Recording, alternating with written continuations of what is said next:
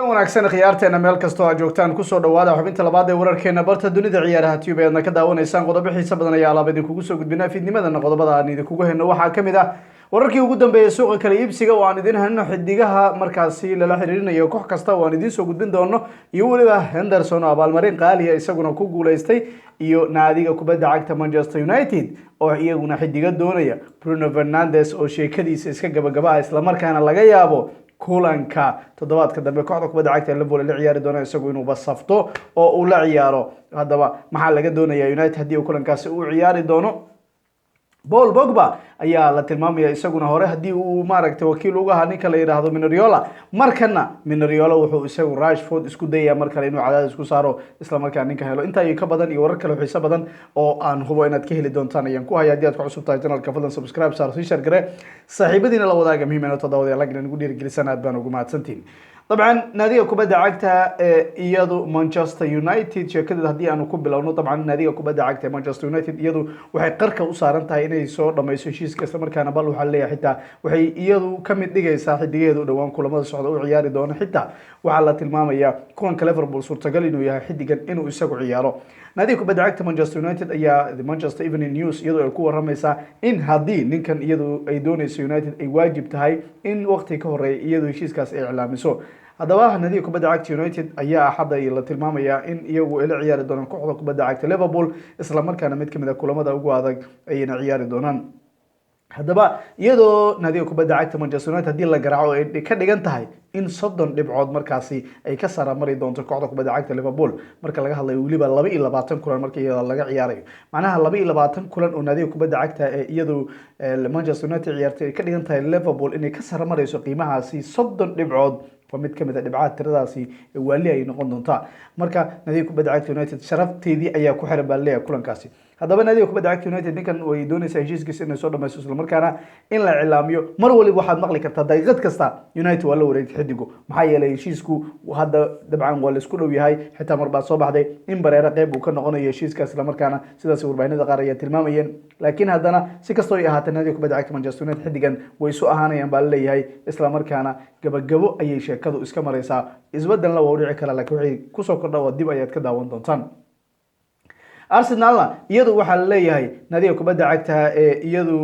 kulankii iyadu ay ciyaarayeen dhawaan isla markaana Crystal Palace ay la ciyaarayeen casaankii uu ka qaatay xidiga la yiraahdo Aubameyang ay ka walwalaysa isla markaana casaankaasi ayaa murugo ku hayay maadaama xidigan isagu la tilmaamayo in casaan la siiyay Max Meyer xidiga la yiraahdo kadib markii uu isagu dilay haddaba waxa la tilmaamayaa dood ay toddobaadkii hore ka jirto nadiga kubadda cagta Arsenal xitaa waxay ku doodayeen in iyadu markaasi casaan aan la siin xidiga Robertson oo falka lamida xidiga Tanganga ee kooxda kubadda cagta Tottenham isagoo ku sameeyay laakiin xitaa waxay yiraahdeen maxay tahay sababta ka dambaysa nadiga kubadda cagta ee Liverpool aan lagu ciqaabin oo isagu lagu ciqaabayo Aubameyang marka hadda waxa la leeyahay waxay doonayaan in laga cafiyo xidigaasi Aubameyang casaankii la siiyay isla markaana kulamada soo aaday isagu ciyaaro haddaba lama garan karo hadii nadiga kubadda cagta ee Arsenal laga cafin doono hadii kale marka waxay leeyihiin war Liverpool waa casaan lama siin maxay tahay anaga lagu siinayaa Liverpoolna baryahan waxa la leeyahay farba ku gudan maxaa yeelay dadku idil waxay leeyihiin Liverpool VAR ما سهل أن شيكدو محيطها مالهم والبليفربول يدو لوجو قلانيو لكن سبب الاسودي هدي برشلونة توبريه دي عيرسي توتنهام توبريه دي عيرسي أرسنال توبريه دي عيرسي يولي بدك حبة بدن وبدن حتى واتفورد توبريه دي عيرسي محيطها مانشستر يونايتد انت توبريه دي وعير الله هي اللي warbaahinta daasan ee wadankaas Britain ayaa iyadu waxay ka hadlaysaa sabab inay jirto isla markaana kalifaysa kooxda kubadda cagta Shayatiin Xumar in aysan ciirin macalinkeeda isla markaana ay sii haystaan Solskjaer ayaa isagu haatan Jose Mourinho isagu shaqada ka bedelay muddo sanada ka hor haddaba Solskjaer ayaa la tilmaamaya kooxda kubadda cagta United iyadu haatan inuu doonayo inuu soo saaro koobka UEFA Champions League marka ugu horeysa maamulku waxay u arkaan ninkan 5 dhibcood kaliya inay ka sareyso naadiga kaalinta afraad ku jirta ee Blues Chelsea sidaas daraadeed dhibco yar maadaama uu jiro 5 waxay ahaadaanba laakiin dhibcuhu ay farqiga aad u yaryahay sidoo kale naadiga kubadda cagta iyadoo Man United sabab kale ayaa jirta waa leeyahay ninkan 5 milyan buu qaadan doona hadii xilka laga qaado 5 milyan ayay iyagu saluugayaan baa leeyahay maamulka Woodward isagoo hogaaminayo ama Edwood maamulkaasi marka waxa la tilmaamayaa in 45 milyan ay ku bixinayaan sidii lacagahaasi bilaash ay ugu bixin lahaayeen isla markaana ay doonayaan marka United waxay noqonaysaa marka tan iyo 2013 45 milyan iyagu inay ku bixiyeen tababarayaasha bas kaligeed tababarayaasha xilka ay ka qaadeen 45 milyan ay ku bixiyeen lagu leeyahay macnaha lacagaha waalida tan iyo sanadkii 2013 baa lagu leeyahay. haddaba nadiga kubadda cagta ee Juventus xidigeeda cajiibka Cristiano idinku wada la yaabantiin maxay tahay sirta ka dambaysa awoodda jiraaneed ee xoogan iyo murqaha taagan maalin walba ee laga yaaban yahay kooxda kubadda cagta ee iyadu Juventus uu leeyahay. ninkan waa laga yaabay laakiin nidaamka diet-ka iyo cuntada maha anaga waxaan bariiskan iyo baastada iska daba dhex wadno iyo saxan soor amar gedinayno lama ogolo waxyaabahaasi. ninkan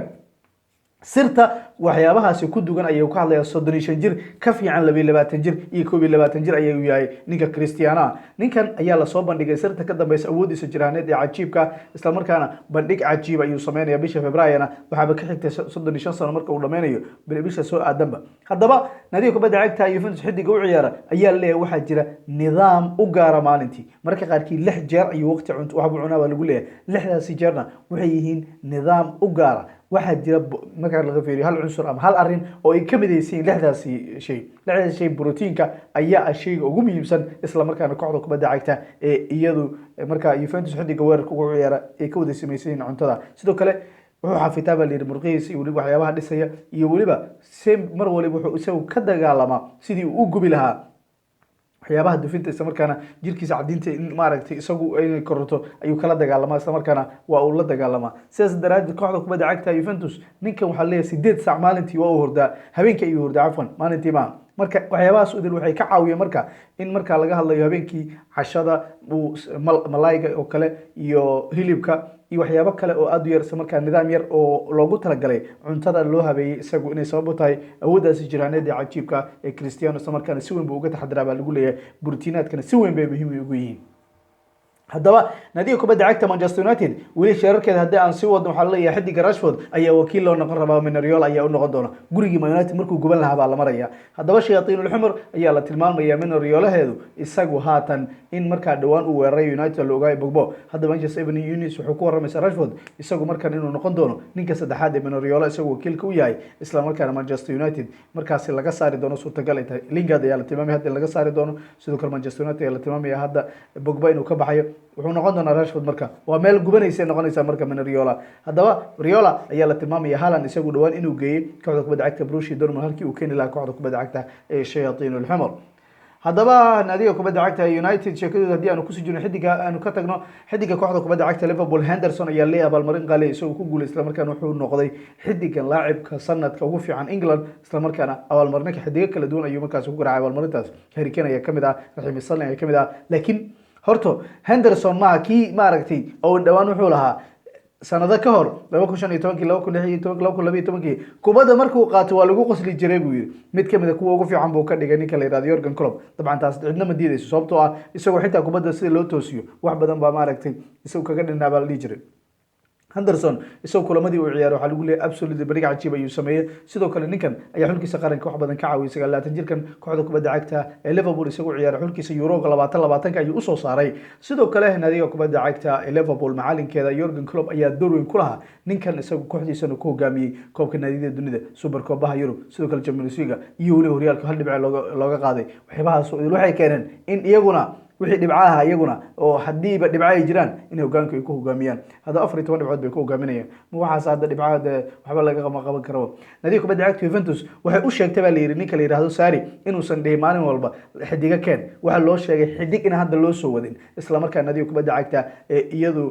Juventus waxaa lagu yiri tababaraheeda xidigo cusub hadda bishii January la keenayo ma jiri doonaan. xidigo dhowr ay raadinayeen sidoo kale Demiral ayaa la tilmaamay in suurtagal tahay inuu isaga tagi doono laakiin haddana waxaa loo sheegayaa in ninkan isagu xidigo uusan heli doonin meelna waa Fabio Brazici ayaa la tilmaamay isagu inuu sheegay tababare marka la fiiriyo Sarri in wax xidigo aan loo keeni doonin inta lagu guda jiro bishii January wixii xidigo uu rabo ee noqoto marka uu dhamaado xilli ciyaareedka.